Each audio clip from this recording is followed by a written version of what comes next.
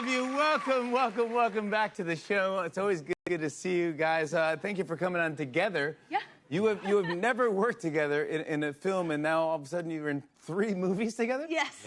How does this happen? How does it all, the drama, then you're in The Odyssey, and then Dune Part 3? You wished on a star. Yeah, exactly, yeah. But which came first? Well, the drama first, obviously, and I think we were both kind of sworn to secrecy with The Odyssey, so we didn't really tell each other, but we kind of had like a look. She just kind of turned up on set, and I was like, hey! You guys were acting together for months. Yeah. We're back together. Yeah. Oh, that's right. You're not allowed to say anything about The Odyssey. Oh, no. So then you just end up there, and you go, okay. And then... Oh, you again. That's you again. Then you're like, I'll see you at Dune. Yeah. Wow. Well, I actually did get a call about you for Dune. You got him the job? Well, no. He already had the job, but they just wanted to make sure he wasn't like a diva or anything. Oh, yeah. Oh, he's very much a diva. word. No, he is not a diva. Yeah, you were like, oh, he's cool, right? Yeah, he's cool. Yeah, I know he is. Zendaya, you also have Spider-Man coming out. We were talking about the trailer came out. This is exciting to talk about. The trailer came out and it's already got over 1 billion views. What is going on? In like 3 hours. Yeah, in 3 hours, yeah. How do you have the time to do all of these films? I have no idea. Good scheduling, a good team. No, it was quite jarring too, because while we were filming Dune, I would then kind of go off and do Spider-Man and then jump back into Dune and then I jump back into Spider-Man. So it was like, and then I just came, literally the day I wrapped Euphoria, it was like 4 in the morning, and I had a flight in like the next few hours to go to Budapest to shoot Dune. So I was like, packed my whole life up in one night, and I was like, let's go for it. We're gonna go, man. Don't stop. I love it. Yeah. Robert, did you get to visit the set of Spider-Man? Is Batman allowed to visit the set of... I don't know. I think I'd be allowed. Yeah, I don't know if it's legal. Yeah. We keep getting asked, like, who would win in a fight, Spider-Man or Batman? I'm like legally not allowed to say either one. Spider-Man. Do you know Tom at all? Yeah, I love Tom. Yeah, you've done stuff with it. I've done 3 movies with him too. What's going on with you guys? I mean, come on. He loves us. Yeah, you love that. I just want to be involved. Robert, when did you first meet Zendaya? Do you remember? And was it a good first impression? I mean, you think that something happened that didn't happen. Oh. Like, no, just like you said, we had a phone call when you were on Batman. I'm like, no, that's just not true. It is. It literally is. Okay, so we have a friend. We have a friend in common, and they were FaceTiming while I was shooting Euphoria, but he was in Batman mode. What is going on, everyone? Welcome back. Today we are talking about Zendaya and Robert Pattinson, and they have 2 completely different memories of how they first met. Jimmy Fallon sat down with them to promote their new movie, The Drama, which is in theaters Friday, and also to talk about the fact that they are suddenly in 3 movies together. The Drama, then The Odyssey, then Dune, Part 3. 3 movies. Back to back. They wished on a star, apparently. But the best part of the interview was when Jimmy asked them about their first meeting. And let me tell you, their stories do not match. Zendaya remembers it clearly. They have a mutual friend. The friend was FaceTiming her while she was shooting Euphoria. And Robert was on the call, but he was in full Batman mode. He had the cowl on. He had the smoky eye makeup. He was in character. Zendaya said hello, and Robert responded in his deep Batman voice. Hi. Then he said, I will call you later. I cannot talk to you. I have to go fight crime. Zendaya thought it was funny. Robert? He does not remember this at all. He literally does not even think it happened. He said, I do not even think I had the cowl on. Zendaya insists he did. She said, you were in character. You had the whole thing. Robert said, please do not FaceTime me. I would rather just do this over a regular phone call. The audience was dying. Zendaya was laughing. Jimmy was loving it. It is the perfect celebrity meet-cute. Except one of them always not remember it. Then Jimmy asked when they realized they had chemistry. Robert said he had 1 phone call with Zendaya before they started shooting The Drama, and he put the pedal to the metal with his anxiety. He did the most extreme version of his personality every single day. Full frontal. He immediately corrected himself. Not full frontal. Emotionally full frontal. The audience laughed. Zendaya said, I know you are so much trouble. Jimmy said, this is great for our show. Trust me, no one is going to clip that out. Robert said, surprise. It was chaotic. It was perfect. Zendaya said the moment they really bonded was during a dance scene. Robert does not love dancing.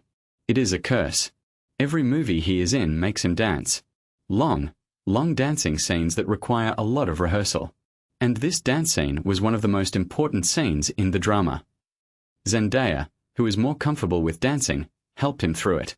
In the movie, her character is actually telling his character the choreography during the scene. It is very sweet. And it worked. It worked out for the characters. Then Jimmy asked about Robert's sense of humor. Zendaya said sometimes she does not know when he is joking or being serious. Jimmy asked for an example.